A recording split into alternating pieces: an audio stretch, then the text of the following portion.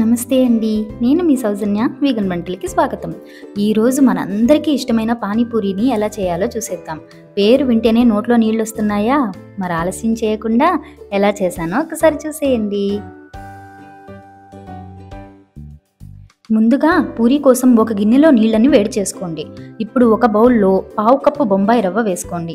తరువాత 1 tea spoon మైదా ఇంకా రుచికి సరిపడా ఉప్పు వేసి కలపండి. ఈ మెజర్మెంట్స్ అన్ని కరెక్ట్గా తీసుకోండి. అప్పుడే పూరి క్రిస్పీగా ఇంకా పర్ఫెక్ట్గా వస్తుంది. ఇప్పుడు ఇందులో పావు కప్పుకి సగానికి వేడి చేసిన నీళ్లు పోసుకొని కలపండి. నీళ్లు వేడిగా ఉంటాయి కాబట్టి స్పూన్తో కలిపాను. అవి కొద్దిగా చల్లారాక చేత్తో ఇలా కలిపి మూత పెట్టి ఒక 20 నిమిషాలు పక్కనుంచండి. ఇప్పుడు ఒక మిక్సీ జార్లో కొత్తిమీర ఇంకా పుదీనా తీసుకోండి. ఇక్కడ పుదీనా కంటే కొత్తిమీర క్వాంటిటీ ఎక్కువ ఉండేలా చూసుకోండి. అప్పుడే టేస్ట్ చాలా బాగుంటుంది.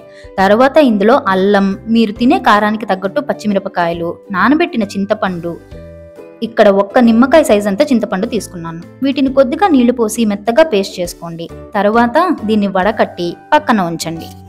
ఇప్పుడు మనం సీక్రెట్ మసాలాని వేయించుకుందాం. ఇది పానీపూరికి చట్పటా ఫ్లేవర్ని ఇస్తుంది.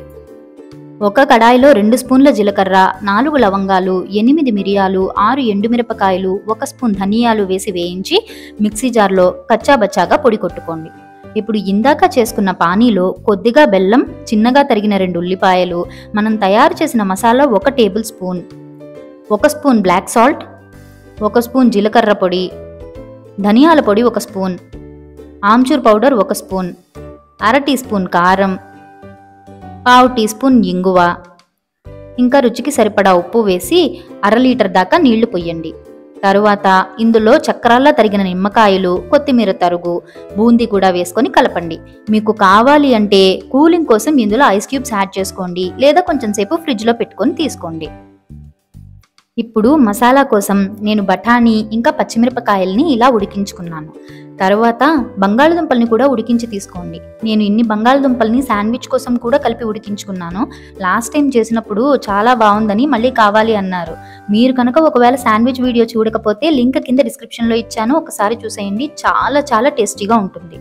ఇప్పుడు ఈ బంగాళదుంపల్ని మెత్తగా మ్యాష్ చేసుకోండి.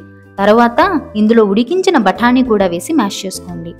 ఇప్పుడు ఉడికించిన పచ్చిమిరపకాయల్ని చిన్న ముక్కలుగా కట్ చేసి వేసుకోండి. అలాగే సన్నగా తరిగిన 3 పచ్చిమిరపకాయలు కూడా వేసుకొని కొద్దిగా కొత్తిమీర, సన్నగా తరిగిన ఉల్లిపాయలు మీకు ఎన్ని కావాలంటే అన్ని వేసుకోండి. మనం ఉల్లిపాయల కోసమే కదా పానీపూరి తినేది. భయ్యా తోడా ప్యాజ్ డాలో.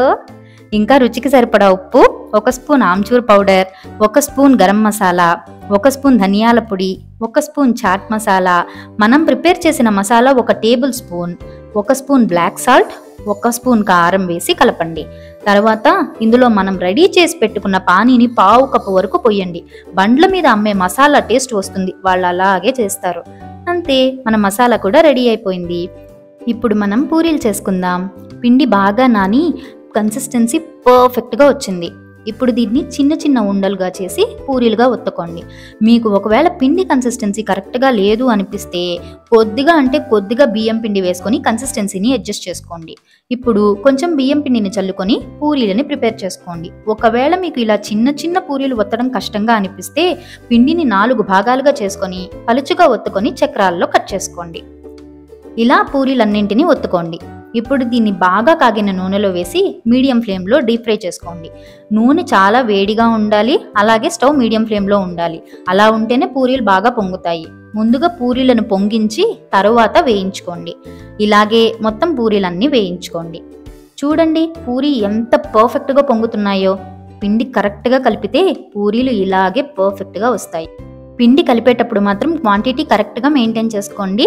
పర్ఫెక్ట్ పూరీలు ఇంట్లోనే హ్యాపీగా రెడీ చేసుకోవచ్చు. ఇలా పూరీలన్నింటినీ వేయించుకొని పక్కకి తీసుకోండి. చూడండి చాలా క్రిస్పీగా చాలా పర్ఫెక్ట్గా వచ్చాయి. అచ్చం బయటకున్నట్టే. అంతే, మన పూరి కూడా రెడీ అయిపోయింది. ఇక ఆస్వాదించండి. ఒకసారి ట్రై చేసి మీకు ఎలా వచ్చిందో కింద కామెంట్ సెక్షన్లో చెప్పండి. నాకు చాలా హ్యాపీగా ఇంకా ఇన్స్పిరేషన్గా కూడా ఉంటుంది. మరి ఈ వీడియో కనుక మీకు నచ్చితే తప్పకుండా లైక్ చేయండి, ఇంకా షేర్ చేయండి. అలాగే మర్చిపోకుండా వీగన్ వంటలు ఛానల్ని సబ్స్క్రైబ్ చేసుకొని నన్ను సపోర్ట్ చేయండి ప్లీజ్.